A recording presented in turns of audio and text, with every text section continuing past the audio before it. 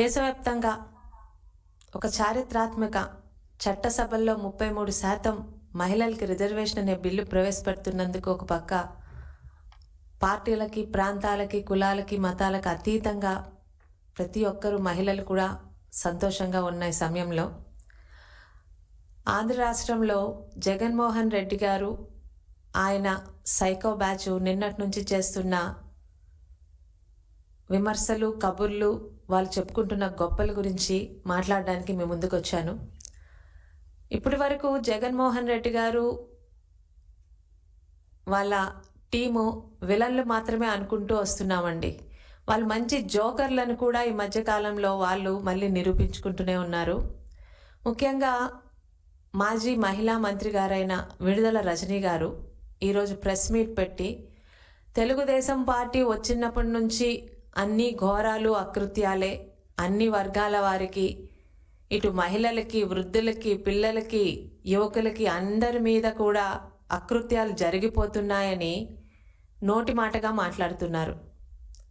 వాటిని కొంచెం సాక్ష్యాలతో సహా, వివరాలతో సహా మీ ముందుకి చెప్పాలని మీ ముందుకు వచ్చాను. జగన్మోహన్ రెడ్డి గారి హయాంలో ప్రజలు ఎంతటి నరకం అనుభవించారో ఈరోజు సాక్ష్యాలతో సహా తెలుగుదేశం పార్టీ కానీ, తెలుగుదేశం మీడియా కానీ మీ ముందుకు తీసుకురాగలదు.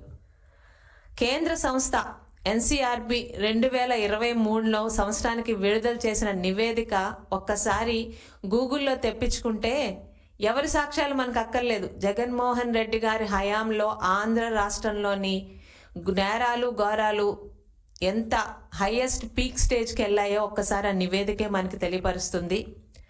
ఇంతటి దమనకాండ దక్షిణాదిలో ఏ రాష్ట్రాల్లోనే అవ్వలేదు.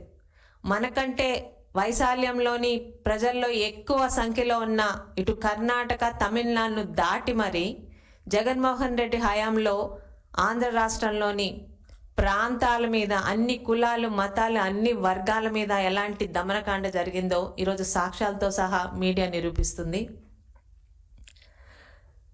దళితుల్లో నేరాల్లో అయితే ఏ దళితులైతే నా సోదరులు, సోదరీమణులని చెప్పి ఆస్కార్ లెవెల్లో ఈరోజు జగన్మోహన్ రెడ్డి గారు మాట్లాడతారో, దళితుల్లో నేరకాండలోని ఆంధ్ర రాష్ట్రం జగన్మోహన్ రెడ్డి గారి పరిపాలనలోని భారతదేశంలోనే టాప్ పొజిషన్లో ఉన్న సంగతి ఈరోజు మనకి గణాంకాలు చెప్తున్నాయి. వైసీపీ హయాంలో ఎస్సీ అట్రాసిటీ విషయంలో కూడా జగన్మోహన్ రెడ్డి గారు ఆ రోజు టాప్ లెవెల్లో నిల్చున్నారండి. ఇక విడుదల రజనీ గారికి, మేడం గారు ఒక్కసారి మీ హయాంలో జరిగిన నేరాలు, ఘోరాల్ని చిట్టా ఒక్కసారి తీసుకొని వస్తే ఈరోజు మీకు చాలా స్పష్టంగా తెలుస్తుంది. ముఖ్యంగా చంద్రబాబు నాయుడు గారి పాలనకి, జగన్మోహన్ రెడ్డి పాలనకి తేడా కూడా మీకు స్పష్టంగా అర్థమవుతుంది.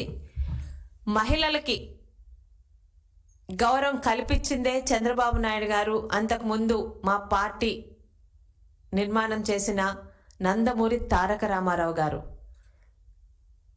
ఆడపిల్లకి తెలుగింటి ఆడబడుచోని ఒక గౌరవాన్ని కలిగించి, ఇటు పుట్టింట్లోని, అత్తింట్లోని ఆడపిల్లల గౌరవం పెరిగేలా ఆస్తి హక్కుని కల్పించి, ఈ రోజుకి ఆంధ్ర రాష్ట్రంలో ప్రతి ఆడపిల్ల మాకు ఆస్తి హక్కు కల్పించిన దేవుడిగా నందమూరి తారక రామారావు గారిని కొలుచుకుంటారు. ఆయన తరువాత ఆయన వారసత్వాన్ని అదేవిధంగా కొనసాగిస్తున్న చంద్రబాబు నాయుడు గారు ఆస్తి హక్కుతో పాటు చట్టసభల్లో ఎక్కువ సంఖ్యలో మహిళల్ని పంపించిన ఘనత ఆనాడు, ఈనాడు, ఏనాడు కూడా తెలుగుదేశం పార్టీదే. ఈరోజు 33% రిజర్వేషన్ కల్పిస్తున్నారు. కానీ ఆ రిజర్వేషన్ రాకముందు కూడా మహిళలు, మహారాణులు ఈరోజు ఇంటిని నడపడమే కాదు, వాళ్ళకి అవకాశాలు ఇస్తే సమర్థవంతంగా పురుషులతో ధీటుగా, ఒక విధంగా పురుషుల కన్నా ఇంకా బాగా పార్టీని కానీ, పదవులను కానీ నిర్వహించాలని నమ్మి ఉద్యోగాల్లోని రిజర్వేషన్స్తో పాటు స్థానిక సంస్థల్లో 50% రిజర్వేషన్లు కల్పించిన ఘనత చంద్రబాబు నాయుడు గారిది, తెలుగుదేశం పార్టీది.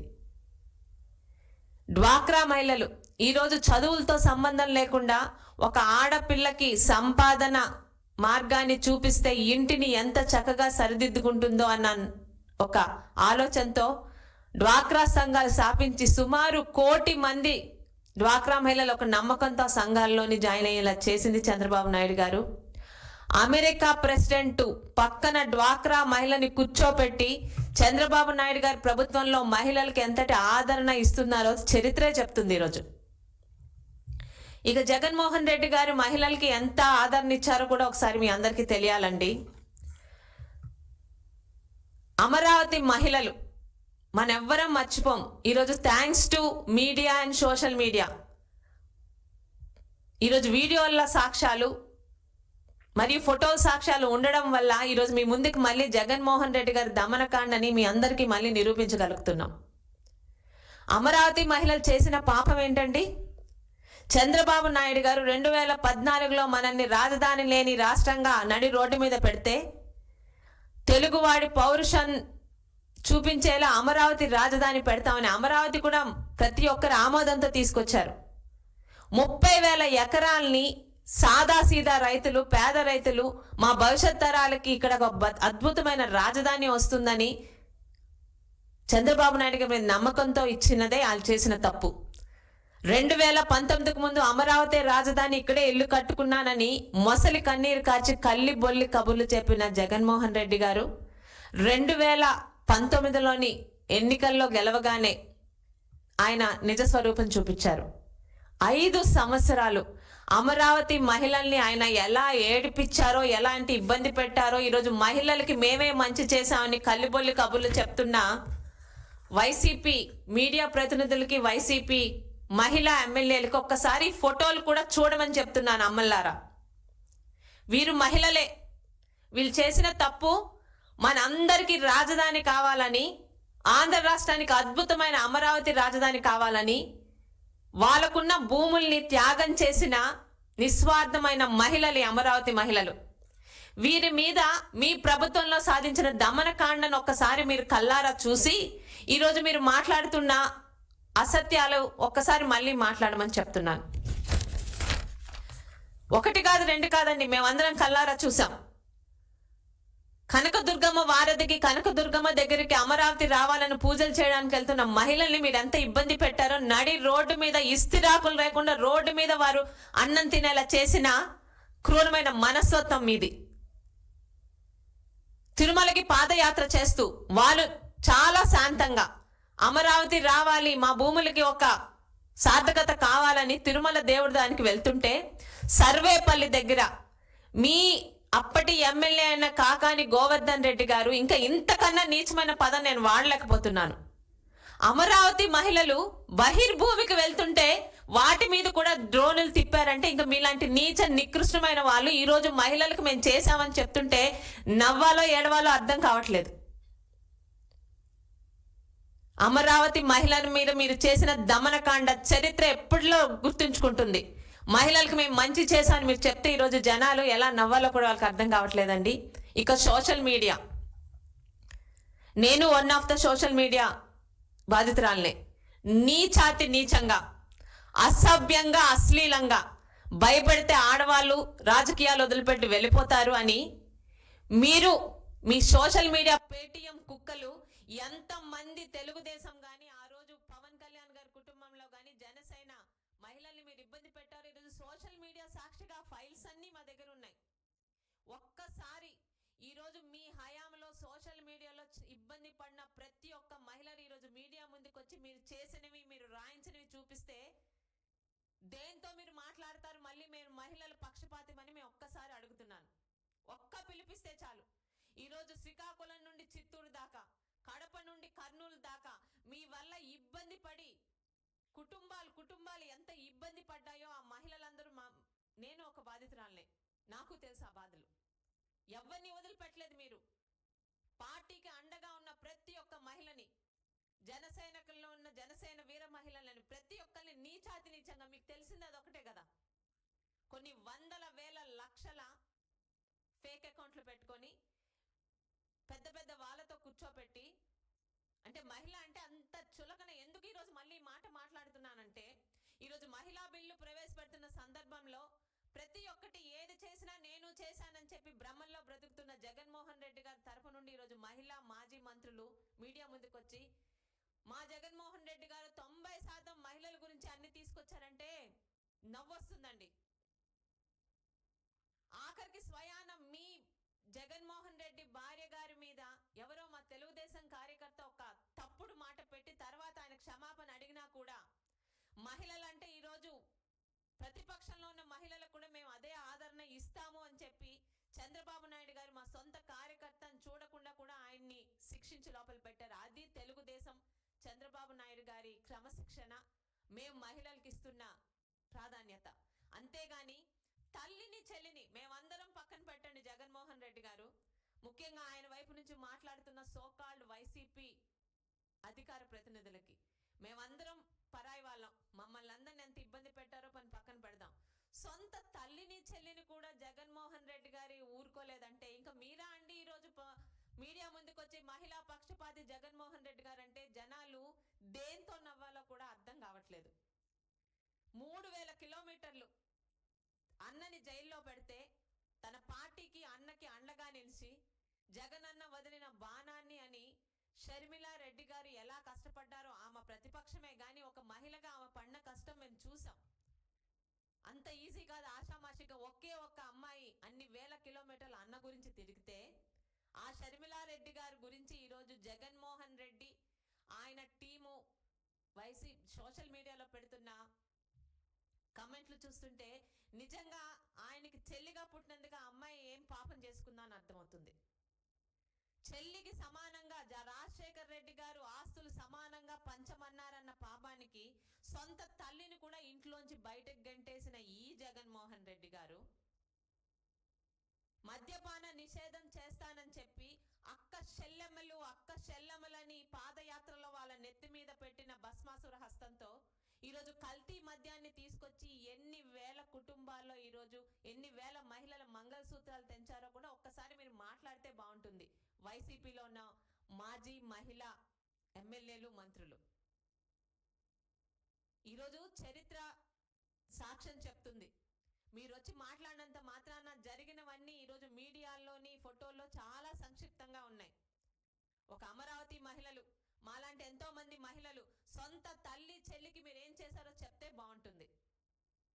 బుద్ధిగా ఉండు అని చెప్పినందుకు సొంత బాబాయికి గొడ్డలి పోటుని బహుమానంగా ఇచ్చిన జగన్మోహన్ రెడ్డి గారు ఏకైక కుమార్తెగా ఈరోజు తన తండ్రి మరణానికి కారణమైన వాళ్ళు బయట ఇన్ని సంవత్సరాలుగా తిడుతుంటే తట్టుకోలేని ఏకైక ఆడపిల్లగా ఈరోజు సునీతారెడ్డి గారు చేస్తున్న పోరాటానికి ఈ జగన్మోహన్ రెడ్డి గారు ఆమె మీద రాయిస్తున్న అవాకు చవాకులు సాక్షి లాంటి పత్రికల్లోని కూడా ఒక్కసారి మాట్లాడండి. సునీతారెడ్డి గారు చేసిన తప్పేంటి? తన తండ్రి చావుకి కారణమైన వాళ్ళకి శిక్ష పడాలని సిన్సియర్గా కోరుకుంటుంది. అసలు జగన్మోహన్ రెడ్డి గారు ఎందుకు ఈరోజు ఉలికి పడాలి? గుమ్మడికాయలు దొంగ అంటే ఉలికి పడేటట్టు సునీతారెడ్డి గారు డైరెక్ట్ గా జగన్మోహన్ రెడ్డి గారి పేరు ఎత్తలేదే. తన తండ్రికి చావు కారణమైన వాళ్ళని లోపల పెట్టాలని అన్నందుకు, అవినాష్ రెడ్డి గారి గురించి పేరు ఎత్తినందుకు జగన్మోహన్ రెడ్డి గారు ఎందుకు అంత భయపడుతున్నారు? మీరు అధికారంలో ఉండగా అదే అవినాష్ రెడ్డిని అరెస్ట్ చేయడానికి వచ్చిన సెంట్రల్ సిబిఐ టీంని ఇక్కడ రాష్ట్ర పోలీసులతో భయపెట్టి పంపించింది మీరు కాదా? ఈరోజు చిన్నాన్న కూతుర్ని, పిన్నమ్మని ఈరోజు ఎంత ఇబ్బంది పెడుతున్నారు. ఆఖరికి ఆ అమ్మాయి మీద కూడా, సునీతారెడ్డి గారి మీద, ఆమె భర్త మీద కూడా ఈరోజు అవాకులు చవాకులు ఎలా రాయిస్తున్నారో మీరా ఈరోజు మహిళల గురించి మాట్లాడుతున్నారు మీడియా ముందుకు వచ్చి. మీ హయాంలో మీ ఇంట్లోని కానీ బయట కానీ ఏ మహిళలకి ఒక మంచి చేశారో పేర్లతో సహా చెప్తే మేము నేర్చుకుంటాం. ఈరోజు మాట్లాడుతున్నారు విడుదల రజనీ గారు వృద్ధుల్ని, బలహీనుల్ని అందరిని ఇబ్బంది పెడుతున్నారని. ఒక పేరు చెప్పండి అమ్మా.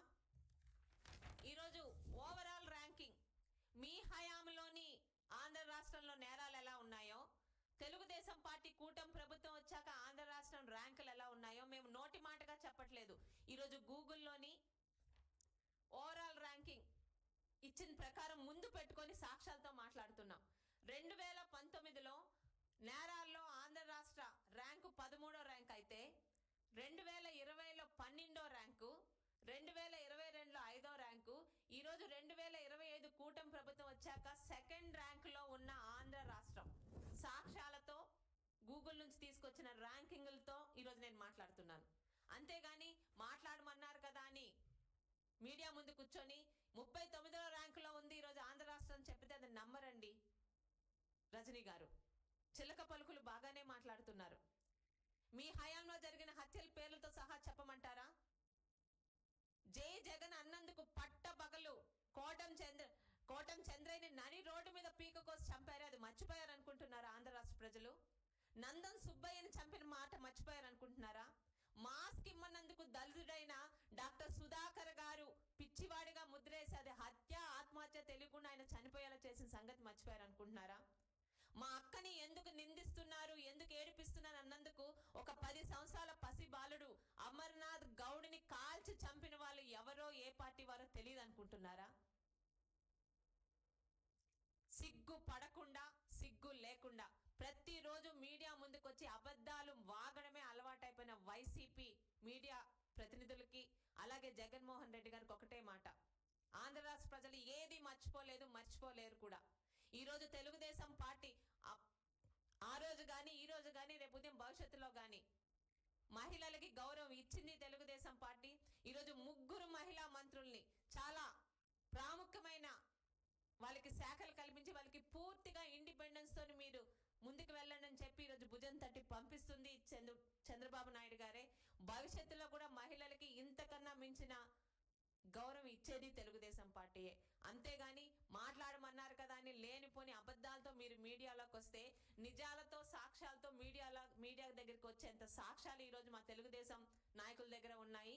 మరి ముఖ్యంగా ఆంధ్ర రాష్ట్ర ప్రజలు కూడా గుర్తుపెట్టుకోవాలి, ఈ రోజు 33% మహిళా రిజర్వేషన్ వస్తుంది. కానీ ఏ రోజు మహిళలకి గౌరవం కల్పించింది చంద్రబాబు నాయుడు గారు, అంతకుముందు నందమూరి తారక రామారావు గారు. ఒక ప్రతిభా భారతి గారికి స్పీకర్ పొజిషన్ ఏనాడో ఇచ్చింది మన తెలుగుదేశం పార్టీ.